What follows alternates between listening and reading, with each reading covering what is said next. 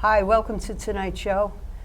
This is environmental science and issues, I should say, environmental issues. And tonight's topic is Staten Island community-supported agriculture. Staten Island. I have to mention Staten Island here. I have a nice panel tonight. We're going to talk about farming and what's going on Staten Island, because a lot of people want to know about this. And let me introduce the panel, then we'll get into it. And I think it's very important that people should be aware of what is going on, because you know, it's healthy living, and it teaches our young people to become involved also. So I'm going to swing over. Olivia Gamber is right next to me. Hi, Olivia. Hello. Welcome. Thank you for having me. Okay, Olivia. And she's Urby Rooftop Farming, and we're going to get into that a little bit in a minute. And to Olivia and my left is also Lenny Librizzi. Hi, Len. Librizzi. Hi, how are you? Librizzi. I don't have the "la" in it. I just have breezy. It's L-I. Oh, okay. See, the B's You got wanted me it to be easy, yes. confused about that a little bit. Okay, welcome back, Lynn. Thank you. Okay, we're going to swing over. Susan Fowler to my right, and Susan is City Harvest and members of CSA, the CSA, Community Supported Agriculture. Mm-hmm. Hi, Susan. Hi, Welcome. thank you. Okay, and to my right, close to me, Roy Fischman. Hi, Roy. Hi there. Good Oh. to be here. Good. Great Kills. Great Kills. Oh, this brings it all together on Staten Island. So we have a jam-packed show tonight. We're going to be talking a lot about some of the events, what's going on. And before we start, I would like to know about, I'm going to start over with Olivia. Olivia, how did you get involved with this, and what kind of education did you have? What was your major in school? Sure. My major in school was environmental studies, but I actually learned how to farm by working in organic farms all through high school and college. So I have a little bit of both sides. I have the academic background and the field practice. Okay, so you've started a long time ago doing farming? I've been farming for almost 10 years in some capacity. I started off in community farms, community urban farms, and I moved into larger scale organic farming, and now I'm back in the community urban farm scene. Okay, community urban farm. Okay, we'll get back to you. But I think it's just interesting that you've studied the environmental sciences, and these are the issues here, especially on Staten Island. So I'll come back to you. Great. Come back to you. I'm going to go over to Lenny. Lenny, okay, do you live in Stapleton area? That the North Shore, or I live on the North Shore in New okay. Brighton, right near New Snook Harbor. Okay. And what's your involvement with Staten Island right now? With the CSAs? in Yes, with particular? CSA, and I'm going to get to the Bs too. So Okay. the CSA. Well, let me tell you a story. Let's go back to 2004. At that point, I had two young children, 7 and 9 years old, and my wife and I, my wife Kathy, we were talking about where can we get fresh local produce, and there were no options really at that point. Urby was not even built yet. The farm at Snook Harbor did not exist at that point. There was a farmer's market, but the pickings were slim. So we researched it a little bit and came upon the community-supported agriculture movement. We met a few other people who were interested in starting such a group, because the way most CSAs work, there's a lot of variations on the model, but where their farm is not right there, as in the case of Urby, there's a farm and then there's a city group. So we formed the city group. We had help from a group called Just Food, which helped a lot of other CSAs get organized. And then we had to find a place to have our produce delivered. We went to 3 different churches, And the first two turned us down, and finally Christchurch, which is in New Brighton also, they had a mission, and actually Susan is a parishioner at Christchurch. Part of their mission was to feed the hungry, and so this was right up their alley. So they agreed to let us use their parking lot and a little shed that was there for the pickups. And then we had to find a farmer. And here's another Staten Island issue. A lot of the farmers are upstate, and they don't really want to come to Staten Island because they might have to cross 2 bridges and get stuck in traffic. So we found a farmer in New Jersey. Actually, the first farmer we worked with was a man named Chuck Rohr, whose farm was Cranberry Hall Farm in Cookstown, New Jersey. And we worked with him for 2 years, and then there was some health issue in the family, and they could no longer do it. And now we work with a farmer's name is John Kruger, and his farm is in Andover, New Jersey, which is in northern New Jersey. So it was quite a process to make this happen. Also, the way our CSA works is that you pay in advance. So usually people are used to, you go to the grocery store, you pay your money, you get your food. Yeah. In the case of CSAs, at least most CSAs, and Susan will talk about a little bit of a twist we do on that, and I think Olivia will too. People pay in advance.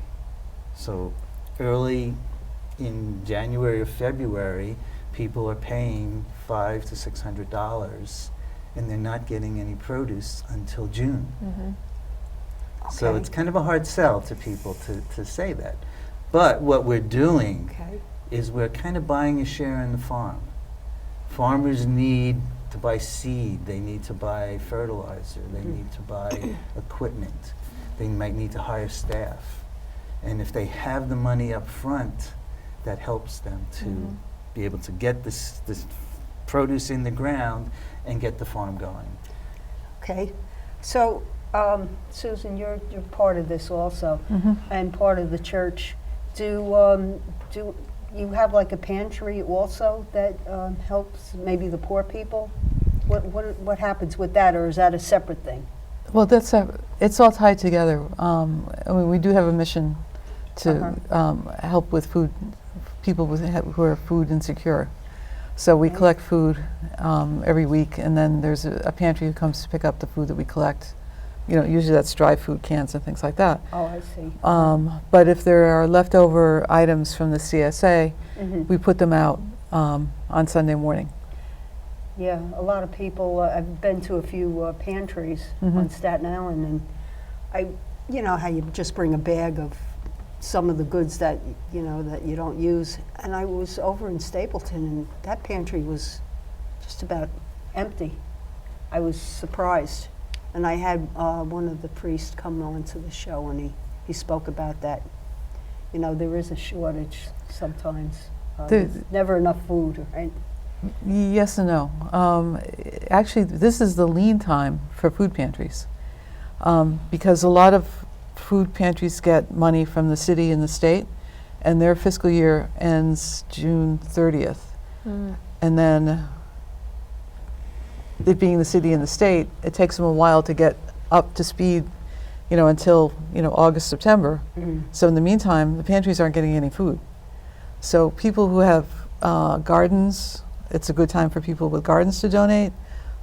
Extra CSA food, a good time to donate the fresh produce, because if they're not getting stuff otherwise, or not as much.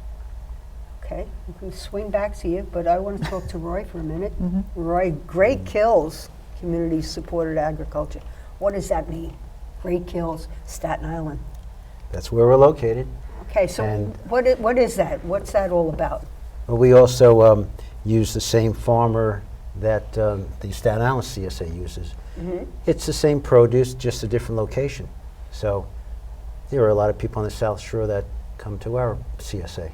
How's membership? Do you have members joining? And if you put the money up front, what happens? At certain times, do you get food at certain dates? So Yeah. the season starts for us, actually, last week was our first week. And every week for 24 weeks, Oh, every 24 Thursday, weeks. the farmer will deliver to Christ Church. And then as part of your membership, you are required to help at the distribution site.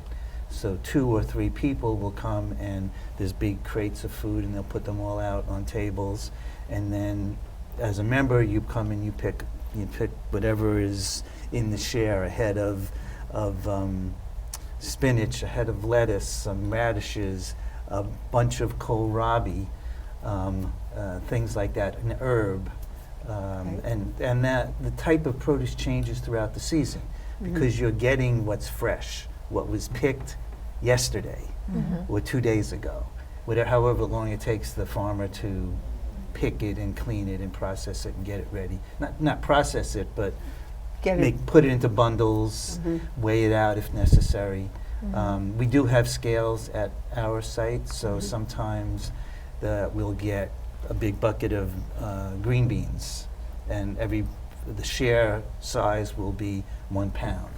So the people that are working the pickup will weigh out the green beans. So you really get to feel your food as well as see your food.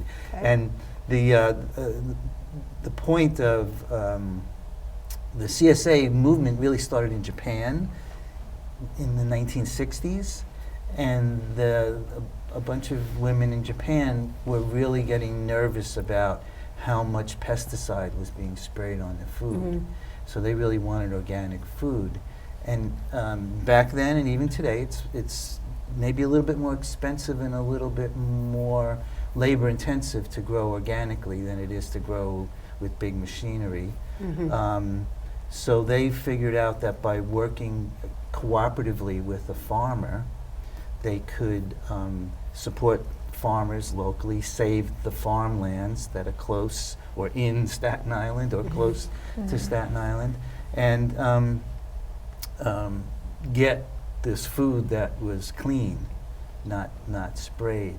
And one of their sayings was that they were getting food with the farmer's face on it. Yeah. Oh, that's almost that's- like an old Indian saying. Right, way so back. I mean, it means a lot of things. It means that it's something that's honest, because you can look at your farmer and Yeah, say, your you farmer grew this hands for it me. to you. Yes, Ah, as nice. opposed to it got picked somewhere 2 Yeah. weeks ago, put in a truck or put in a rail car and traveled 3,000 miles, got to a grocery store, sat there for some time, got handled by how many people in the meantime. So you have no idea who grew it and how he or she grew it. All right, And you pesticides. visit the farm as well. And you can visit and help out at the farm. That's right. Okay, Roy, I want to swing back over to Roy. Just tell us a little bit about the Great Kills chapter. It's just basically, do you have people from the South Shore joining, or is it from all over? And what do they do? Or what do you do over there in Great Kills? Okay, it's a similar situation to the Staten Island CSA, which is on the North Shore. We also get deliveries, and people volunteer. And I've also started to send out recipes. I know Staten Island CSA has it on their website, just found out today, which is, I'll have to look at them and see what I can use. But I've been sending it out to my members, and just ideas. People can take it or leave it, and just ways to use up the CSA. I know I first started doing it, and I was getting this list of vegetables. I said, kohlrabi, garlic scapes, what do you do with this? So I had to go online and try to find things. So I've been sharing my knowledge. Does it work? Yeah, I think people are, Okay, so you Interesting. hand them the vegetable and then the recipe if they want it. if they want it, right, but I've been Okay. actually emailing it out. Oh, okay. Yeah. Okay, that's good. All right, and Olivia, now you're doing some farming. I mean, literally, do you go, and put the little seeds in and then grow the? Yeah, I You do. do? I do everything that And more than you would imagine a farmer does, actually. Okay. Part of being an urban farmer and part of my relationship as the farmer in residence at Urby is that part of my time I spend growing food. I grow everything from seed. So from seed to when I hand it to you, I'm overseeing every step of the way. Not overseeing, I'm doing it every step of the way. And I also teach workshops, and we have community farm dinners, and I run it as my own small business, Rabbits Garden. So Okay, what is Rabbits Garden? Rabbit, where'd you get that from? Rabbits Garden CSA, that's my favorite. It's the name that I came up with. I sort of identify with Rabbit from Winnie the Pooh, and he was a farmer, so I thought it was fitting. And it's really just the name for my business that I came up with that I like. Okay. But so I run it as my own business. So Rabbits Garden CSA is the farm business, and it's hosted by Urby. So we farm within the Urby property. Okay, now you're saying Urby property. What does that mean? You have a flyer here. I'm going to hold this up. Sure, thank you. I should clarify, Urby. I don't know what that means. Thank you. We farm within the Urby apartment complex, which is in the Stapleton neighborhood on the waterfront. Stapleton, okay. So that means there's a farm somewhere in Stapleton. Yes, Is it's on 7 Navy Pier Court is our street address. Where the Navy, Right where the piers Navy, are? yeah. So people can go there literally to see this? Yeah, they can. And especially if they want to get involved, we have my website, which is right here, rabbitsgardenfarm.com. I keep all of my events and workshops posted there, so you can come and do a compost workshop and learn about composting, or you can come and help us on our community volunteer days. And that's a great way to visit. Okay, this isn't on a roof or anything. This is like on the pier or near the pier? Or It's somewhere? a little confusing. It's sort of both. It's in the courtyard of the Urby building, so it feels like it's on ground level. Okay. However, in the basement level, there is a parking garage. So structurally, it's a rooftop, but it feels like it's ground level. Okay, is there a roof to it, or a canvas to it? No, Okay, it's on top of it's uncovered. uncovered. Okay, and this is only like for the spring, summer, fall Yeah, time? our CSA runs 22 weeks. We started a tiny bit late this year because of the really cold weather, so our first day was actually today, was our first pickup day. And we'll go all the way through the end of October. Every Wednesday is our pickup day. Do you have flowers there, or just vegetables, or? We do have sunflowers that we offer to Oh, as nice. part of our CSA. Yeah, I want to get a sunflower. They're pretty. Yeah, we have sunflowers growing. I have to visit now. Yeah. Okay, I'm going to swing over to Susan. Susan, what are you doing with the CSA? Are there any events coming up? Well, we're going to be doing a couple of compost trainings. Okay, We have a 3-bin composter, okay. and we haven't set anything up yet, but we sometimes do cooking demos Oh, right I there see. with whatever's handy. So if somebody's interested in going to one of these events, what is the website? It's Staten Island CSA.org. Staten Island CSA.org. .org. Okay. Facebook and And it's on Facebook as well. I think we have a Twitter feed, I'm not sure. Okay. So Roy, and what events are coming up? Is it the same type of events as the other? No, areas? we're not as sophisticated as Staten Island CSA. Great Kills. Yeah. Okay, so what? Not as yet. They've been around a bit longer than we have. We started in 2013. Okay, and the name of your project, or? Our website, Yeah. GreatKillsCSA.org. So you're. And we have a video that we made as Ah. well. It's on YouTube. Okay, so if somebody's interested in learning about that, what would they do? Go to YouTube and then what? Yeah, well, the YouTube video showcases the farm. I made a visit out to the farm. We talked to the farmer about his operation, and it's Great Kills CSA on YouTube. Where was the Great Kill. farm? Where's the The farm? one, the same farm same that one. they Oh, it's the use. same one? Same one. Oh. It's And Circle Andover. Brook Farm. Circle and Brook it's Farm. in Andover, New Jersey. Oh, that, Kind of out Route 80 and north on Route 206 up there. Yeah. okay. Yeah, he had a potluck lunch one year Oh, that I went to, and then he had tours of the farm when he does that. That's Very- coming up. Very nice, and they had a lot of children up there who really got to see where their food is coming from. Not this weekend, but the following weekend, there'll be whatever it's called, Farm Visit Day. So all of his, Farmer John has, I think, 9 or 10 CSAs. Most of them are in New Jersey. And so he invites all of the shareholders or members to come for a picnic kind of day and tour the farm and hang out. Yeah, so they do have educational things for the children too. Mhm. It's very important. We all know that because that's our future. You know, Roy, you put this thing in front of me and it says here, 219 Dirty Dozen. And then there's, what is that, a little plus? What, Dirty Dozen? What movie was that from? That was a good movie. It was. What's this all about, Roy? Can you tell us a little Okay, bit about this? This is put it out by the EPA, Environmental Protection Agency, I think one of their departments, and it lists they start with the dozens, actually more, but these are the top dozen vegetables that have the highest amount of pesticide, which you really should avoid buying these if you're going to a store. You should try to get organic instead of buying these vegetables. So people do put some farmers put the pesticides in to protect the product, but actually that's some kind of a poison. Right, and I don't know if everyone's probably heard about the recall on romaine lettuce they've had in the Yeah. past, and the recall on eggs they've had in the past. Yes, yes. That doesn't happen, people who grow organic. No. And also it's polluting the environment. The pesticides wash off into the rivers. I can speak to that if Oh. you'd like to. Okay, we're going to swing back over to Olivia. Tell us about that.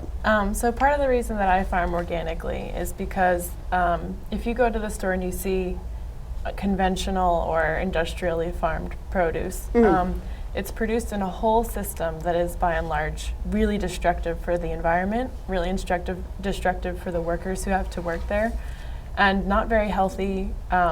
The pesticides and fertilizers are toxic to people, and they're lower in nutritional quality because they are relying on inputs for fertilizers instead of building healthy soil. So what I do as an organic farmer, I'm not certified organic. I like to call what I do regenerative agriculture because I'm trying to leave the earth better than how I left it. And it's more of a healing and regenerating thing. So organic agriculture and regenerative agriculture, or agriculture done without pesticides and synthetic fertilizers, can do the opposite. It can heal the earth, and it can work with the earth to produce food that's higher in nutrients for people so that it's healthier for people. So Okay. the difference is really quite huge. But pesticides, are you afraid that maybe, that the fruit is not protected, or is it okay as is? That's a really fascinating question. It's not as well studied as we would like, but organic and sustainable farmers know that if your soil is healthy and your plants are healthy, they can protect themselves from pests. If you're farming in a really unhealthy system, then your plants can't fight off pests and can't fight off diseases, and then they need help from these pesticides. But that's a vicious cycle. The pesticides degrade the quality of the soil, lower quality plants, more pests, and it goes in a circle. So I really think people wonder if you can really feed the world with organic agriculture, and I don't think that there's any way to feed the world without it, because it's a healthier system. It builds the system so it can sustain itself. Do you teach young people or people who are interested? Yeah, I teach anybody who comes to my workshops. I've had as young as 4. Oh. And all the way, people whole of all gamut. ages. Yeah. Okay, because that's really, it's interesting but very important that people, find out what's going on in this world. There's so many things. The more education, the better everybody tends to be. Yeah. Lenny, so what else? Well, I mean, I just Would you like to add? working off what Olivia's saying is that, you worry about, is this pest going to get my produce? Well, there are beneficial insects too. We use those. That will, the good bugs will eat the bad bugs. Yeah. But if you spray, you're killing the good bugs too. So, and we talked about this when we talked about the honeybees. There's the same issue there. If you're spraying pesticides of all kinds, and especially the neonicotinoid pesticides, which are, they treat the seeds, or they treat the plant systemically. So it's in the roots, it's in the stems, it's in the leaves, it's in the flowers. And what do the bees do? They visit the flowers to get the pollen and the nectar. And that's what makes the fruit that the tomatoes and the cucumbers and all and everything else that we want to eat. And it's not that the bee visits that one flower and it's going to die right away, but a little bit of pesticide every flower that the bee visits, and it brings it back, and the cumulative effect is really what is doing a lot of damage to to honeybee hives throughout the country. I think we're a little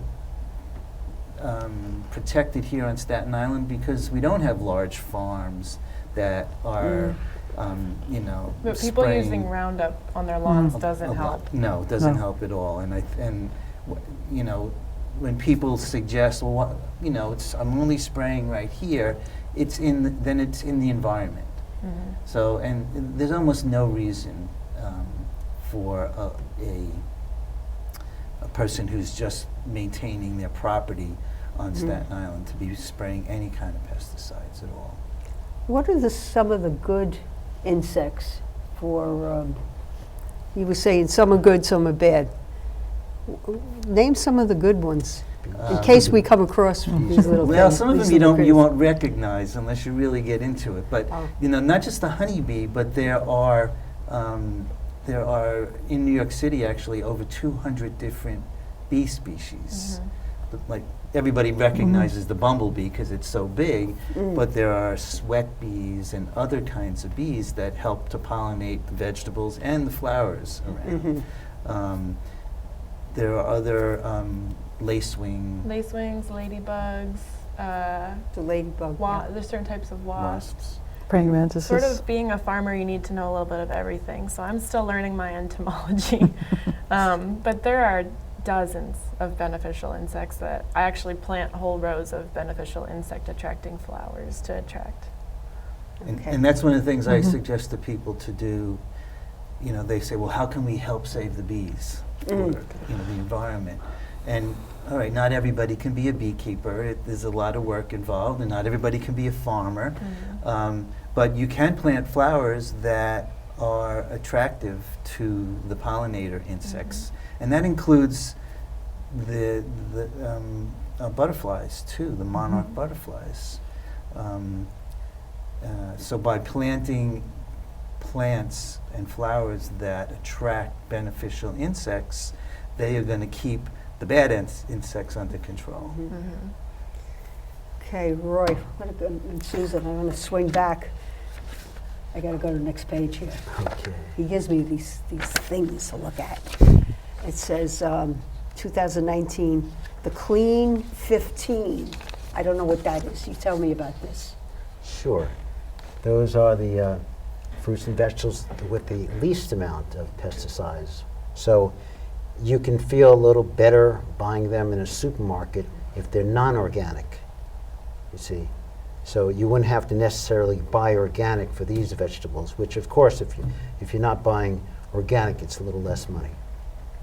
So these are the cleaner of the vegetables. Less pesticides are used to grow these vegetables. Okay, so it's a little bit safer to buy these rather than spending a lot more on the organic. You That's don't right. have to. That's right. Okay, there's a lot of things here. Okay, I don't know, the Clean 15. Susan, you know about these Clean 15s? I haven't memorized them, no. Oh, uh-huh. But Let's see. So tell me a little bit again, if somebody wants to be involved in becoming a member, just tell me, they have to put money up front and then they would get deliveries every day? every week. Every once a week. Every week. Mhm. They would come to what? To the church? Yep. And then they get a little of this? Yep. And then they get a basket full or a bag full? Yeah, even early in the season, we get about a bag of produce Okay. because things are just coming up. Yeah. In the middle of the season, we get Bigger. many bags Mhm. of fruits and vegetables and tomatoes and Okay. And fruits, you're saying fruits? some fruit, cantaloupes, watermelons, things that you can grow in a garden. And we also have fruit shares, which is separate from the vegetable share, and those are tree fruits, apples, peaches, nectarines, that kind of thing. Hardy kiwis. Hardy kiwis, yes, the little baby kiwis. Oh, They're really nice. wonderful. Little kiwi Plums, pies. nectarines, Okay. all that kind of stuff. So people are into this, they really enjoy being... Yeah, our distribution is a little different. We have bins. So one bin will be the lettuce, one bin could be the spinach, one bin could be garlic scapes, and we have a board, and on the board we say, if you're a premium share, which is the larger share, you take 2 spinach, 1 lettuce. If you're a basic share, maybe you get 1 spinach. Basic is a little less. And also this year, in order to get more, be more attractive to people joining, we have started signing up people later in the season. So even now people are signing up, and of course we prorate the cost. So let's say they don't want to get into it for the whole year, they can get into a half a season. And there's so much produce that for a lot of people, myself and a lot of us here, there's so much produce each week that we split the share with somebody else, because otherwise you never use it up in time. So it turns out to be even less than you might think, because you're splitting the cost with somebody. I see. And there's plenty of food to go around. Yep, plenty of food. Okay, that's a good sign. Yeah. You ever see any deer at the farm? No, not at my farm. Not on yours? Oh, okay. No. They don't like the Navy Yard? No. They tend to No, be there's near not as many deer people. on the North Shore. Oh, okay. Although there were a couple in my backyard a couple weeks ago, which Wow. is, What part of the island? well, I'm pretty close to Snug Harbor too. Okay, yeah. They So- hit that Snug Harbor farm Yeah, a lot. They had to put up like a 10-foot fence right. because the deer would come in, get hungry, and they eat the vegetables. Mhm. Okay. What else would you like to say, Roy, about your Great Kills? The Great Kills, CSA? yes. How do people join? Do they go on a website first and then, or look at the YouTube? Look at Well, yeah, YouTube? that's And good. Now, Tell me, we- I'm interested We in ask this. people to go on our website, and on the website we have an application, Okay, and of course they fill it out and put down days that they might be available to help out. We usually ask that they help out twice during the season, and if you're going to help out, you get there at 5 o'clock, and usually you're finished by 6:37. We just wait for people to show up. And you send the application to our treasurer, who is in the audience, and Yes, then she is. you're in. You're in for the Okay. season. so what happens, I say somebody was sick and they couldn't make it that week? Do they just wait for the next week? Well, usually what people do is they'll ask a friend to pick it Oh, up. Okay, Yeah, that works out Okay. pretty well. so everything gets put in the refrigerator and, And quality. anything we have left, just like the Staten Island CSA on the North Shore, we donate to the church, and they donate to a food cooperative pantry, excuse me. okay. Now, let's see, I got a question for Lenny, because he talks about bees and he's a beekeeper. The bumblebee, does a bumblebee make honey? No. That answers that question. It's, Well, it's just a so honeybee, or what? I mean, just tell me a little bit about bees. I'm interested in bees. So there's many types of bees. There are solitary bees that it's just one bee that has its little nest and raises its young and lives pretty much a solitary life. The honeybee, much differently, is a cooperative. In fact, you could think one honeybee cannot survive by itself. So you could think of honeybees as a superorganism, or the hive as a superorganism. You have one queen, many female workers. The females do all the work. The drones, which are the males, they only have one purpose in life, and that is to mate with the queen. And in fact, the hive does survive for the whole year, but come October, November, the worker bees, the females kick out all the males because they don't want to feed them through the winter because they're not doing any work. And so for the winter time, the hive is just it's all female. So that's a social group of bees. Some bees are social, some are solitary. But the only one that humans are cultivating, so you could think of a beekeeper as a farmer. In fact, it's a category of farming. The honeybee is the only bee that we exploit, for lack of a better term, because that jar of honey there that's in our nice display there is 8 ounces, half a pound, and in order for the bees to make that jar of honey, they have to visit 1 million flowers and fly 25,000 miles. Wow. So they work hard. And it's all the women are doing all the work. Jet fuel. This is like bee fuel. But yeah, there's many types of bees, and many bees are not the honeybee. The honeybees are generalists. They'll pollinate almost any flower. Generally, the ones that are easiest to get to because they're working hard. But other bees are very specific which type of flower that they pollinate, and that's important to know if you're interested in making sure all the other bees survive besides the honeybee. And same thing with monarch butterflies, for instance. If the monarch butterfly lays their egg on milkweed. If there's no milkweed, there's no monarchs. So that's a very, very, very specific example that people understand because everybody loves seeing monarch butterflies because they're so beautiful. But if there are no milkweed plants for them to lay their eggs on, we won't have any monarchs. Where do they start and where do they end? Do you know?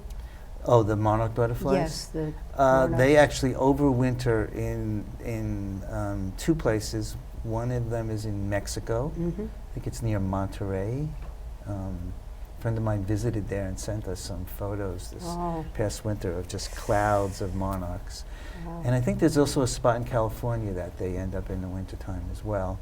And then they from there they fly throughout the United States, I think Mexico, and into Canada during the warmer months, and then make their way back to where they started.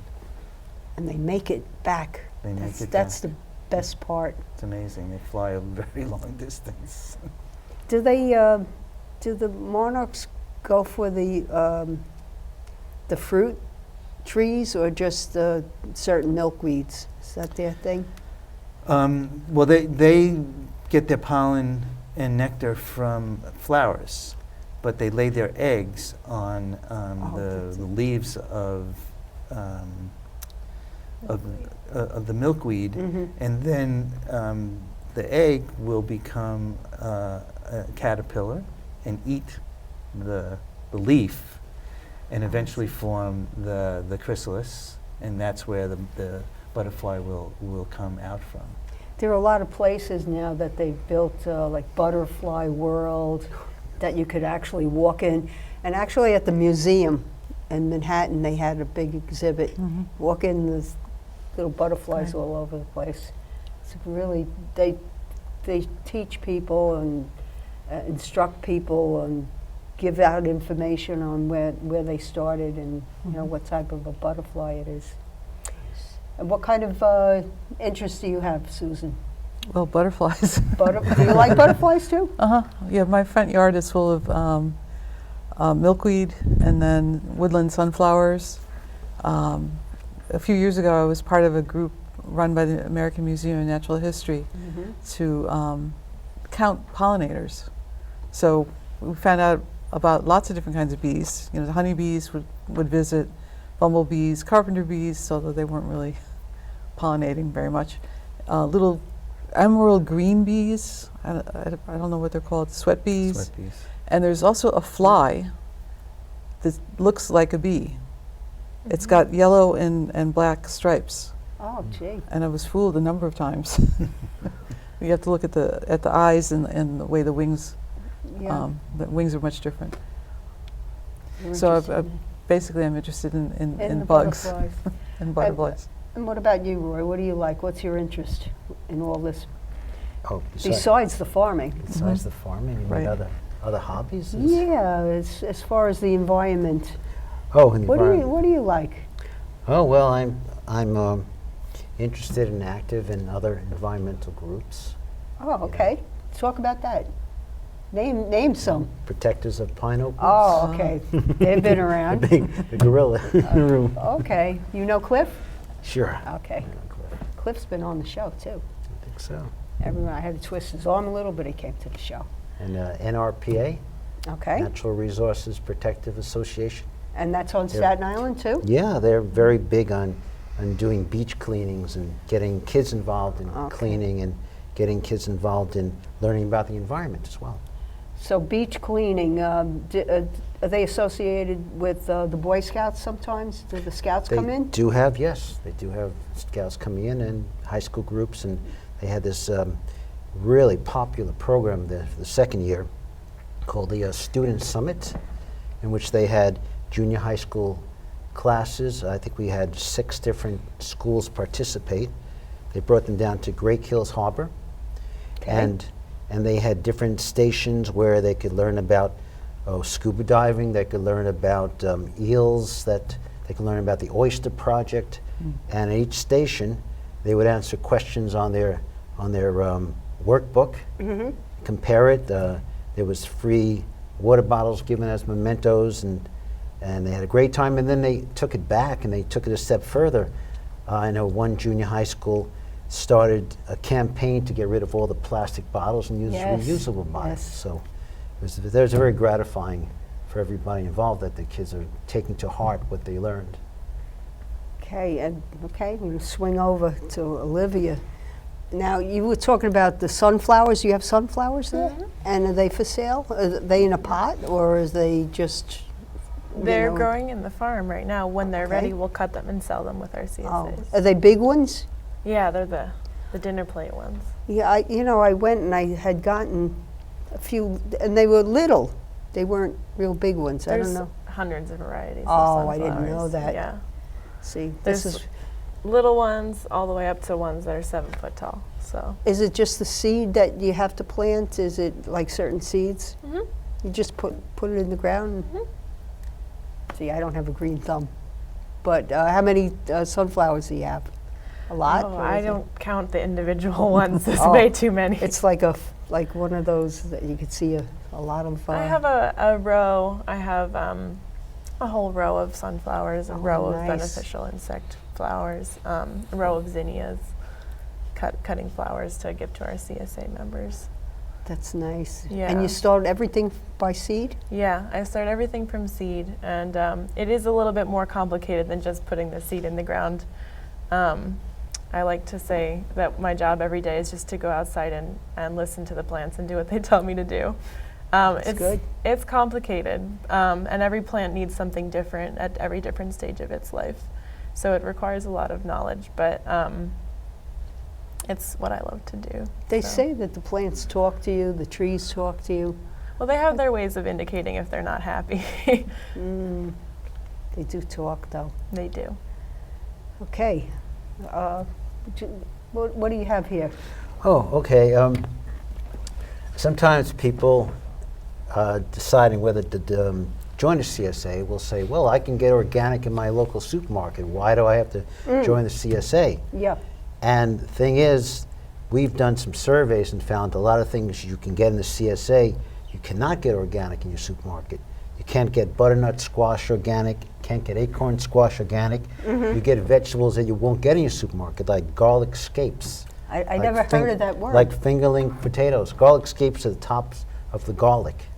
And very flavorful. I've made some pesto out of it and put in the freezer and lasts for the whole year. And that recipe is available too, right? Oh, yes. Okay. So Wow. the thing is, there's a lot of things that we have that you can't find organic in the supermarkets. So you really can't compare the two of them. Okay, well, it's just increasing someone's knowledge also.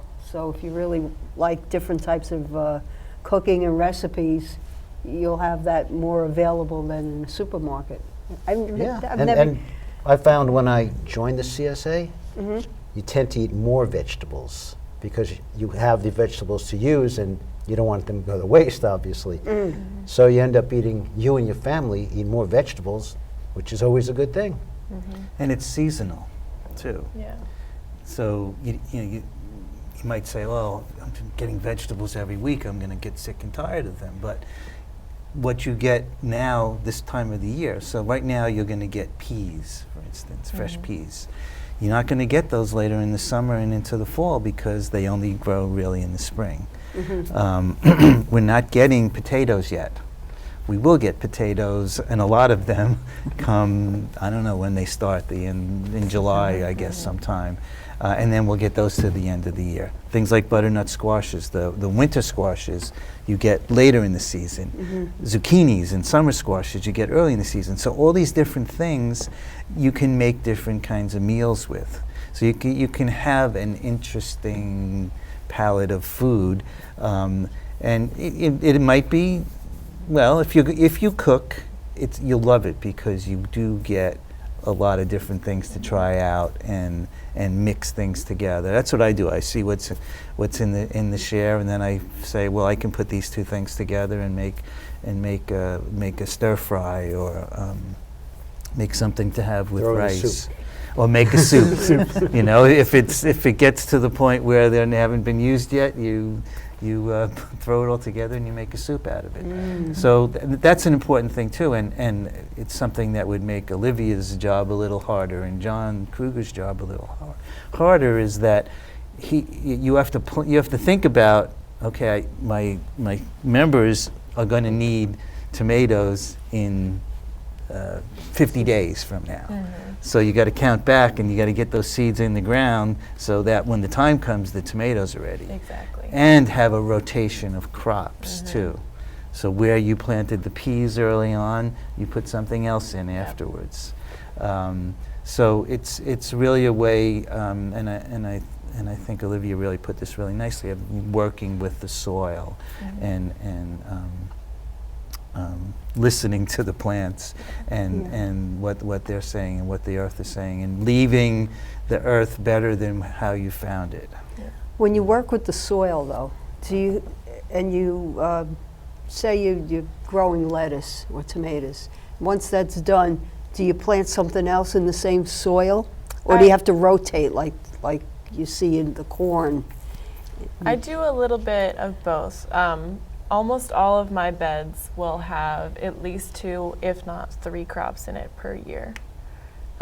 Sometimes I rotate in a crop that I'm not going to harvest. I'll grow a set of peas which fix nitrogen from the air and bring it into the soil, and I'll just turn them under so that they can fertilize the soil for me. And there is, in larger farms, there's a practice that I think should be more common, which is some people say every 7 years a plot of land needs to lay to rest. So we do a variety of things. We add compost in between every different crop. we grow cover crops, which will feed the soil. And Is there something like a vitamin for the soil also, or is it just a natural thing? Compost is our wonder vitamin, basically. Compost is, if you're making enough compost, compost is the only type of fertilizer that you need, in addition to cover crops and things like that. Really good compost basically has broken down the waste from all the food that you've added to it. So all of those nutrients, the trace minerals, the micro and macronutrients that the plants need are all in the compost. And the great thing about compost is that it's broken down in the way that the plants can take it back up. Okay. So compost is sort of like the miracle fertilizer. And that's one of the fun things about our CSA is there is actually a compost bin, a 3-bin system at the same spot where the pickup is. So a lot of the members, if they have, when they have a little bit of the lettuce that went bad, or the stems or of things, or the pods from the peas, they can bring it back to the same spot and put it into the compost. And then in a few months, actually, our compost bin hasn't been taken care of very well, but that's another story. But there is a lot of finished compost now that spent the whole winter curing, and so now people can take the compost with them if they want to feed their plants at home.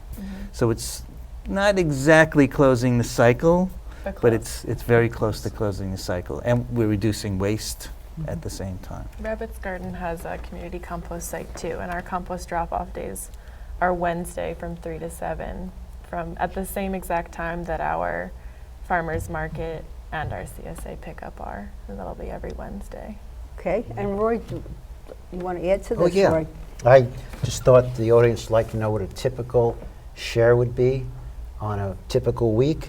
Okay. Out in front of me, I have some of the vegetables Okay. that They're we down there. were delivered from Farmer John from the Circle Brook Farm Okay. this past Thursday. All right. And most of it, I have here, some of it I used already. Oh. So we have lettuce, Boston lettuce. We have spinach.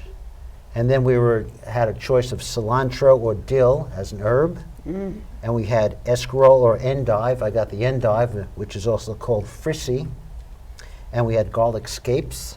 Wow. We had kohlrabi, English peas, and radishes. Now that was the first shipment of the season, so as the season progresses, you tend to get more vegetables each time. I noticed that purple one there. I thought it was a beet, but it's not a beet. It's the kohlrabi. And what is that? Is that for? Is that a vegetable, or is that like a fruit for a pie? That's or? a vegetable, and first time I saw it, I didn't know what to do with it, and I found a salad. I found a recipe with kohlrabi and carrots and something else and vinegar. It tastes fantastic. So something to be. Did you have to cook it? No. Or no, you you didn't just have to cook it, slice no. it up? It's very can just crispy. chop it up. It's crispy and almost a little bit tangy, almost like a radish. A little bit Okay. more, sometimes a little bit more mild than a radish. Oh, gee. And I It's think really it's great related on to- salads. It's a cabbage relative of some kind, It's part of the cabbage family. Yeah. family there. Okay. Oh, and one thing we Yeah. talked about, was mentioned earlier, Farmer John does sell eggs as well. He has the chickens right on his farm. And Wow. yeah, and on my video that we made, you can see the chickens running around squawking. And So they're not they're caged or fenced in. anything. What he was saying, they run around, they eat the grass, they get all the nutrients from the soil. So he doesn't have to feed them anything artificial. I mean, he supplements it, but they get a lot of the nutrients from the soil. And he has it on maybe a small part of his acreage. He has 50 acres of produce that he will sell. And there's a Farms, section acres. for the chickens and eggs, and he sells eggs? Yep, sells the eggs. People can get that along with their produce. It's an extra cost. Yeah, Comes but out to $5 a dozen for eggs, which Okay. is similar to the supermarket. Yeah. He uses think something so. called a chicken tractor, which is a What's big. that thing? Yeah. It's a big, What's that all about? think of it as a big cage on wheels that you Okay. can move around. So this way he sets it up somewhere, and the chickens will eat. I have chickens at home. They will eat every blade of grass, anything that's green, they will eat.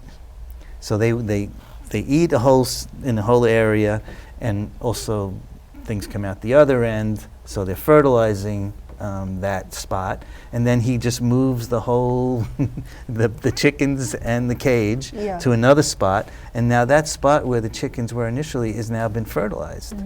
He can't plant in it right away because the chicken to manure is still age. has to age a little bit. But that's a way of having the chickens be outdoors, but not. If he left them out, the coyotes and bear and I don't know what Predators, else will yeah. get to them. Raccoons. So he has to keep them enclosed, but out in the open, in the fresh air. Okay, so we're coming up to, we have about 3 minutes left. I would like just everybody to summarize your thoughts and give Staten Islanders a heads up on what's going on. We'll start with Susan. What's going on with your group there at Christ Church? Just tell us briefly, are there any events coming up? Well, the composting. Okay, and compost. One of the things that we do that a lot of other CSAs don't do is we offer food stamps. We can take food stamps. Ah, okay. SNAP. So, Okay, it's good to know. Roy?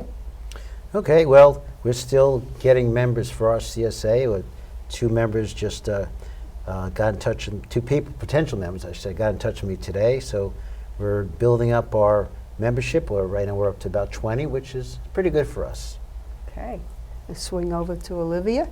I guess I'd just like to mention that I do recognize that it is a problem that organic food is more expensive than industrial food because we're not subsidized. So I am trying to help assuage that by offering my CSA at a sliding scale or pay as you're able. That's So I have nice. 4 different income brackets to try and make it accessible to everybody. And that's all available at rabbitsgardenfarm.com.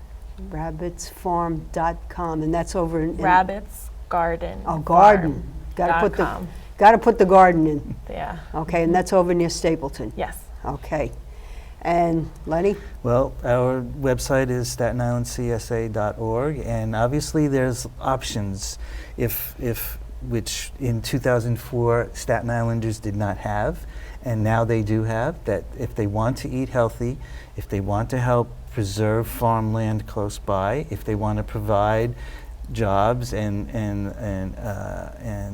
work for people, and help the environment, this is one way to do it. These are environmental issues. It's very important. This is our planet. We've got to take care of it, eat right. And I thank everybody for coming here today. The hour just flew by. Yeah. Summer is here. 4th of July is coming up. God bless America. Thank God we're here. And we thank God for our soldiers fighting because they give their lives for us.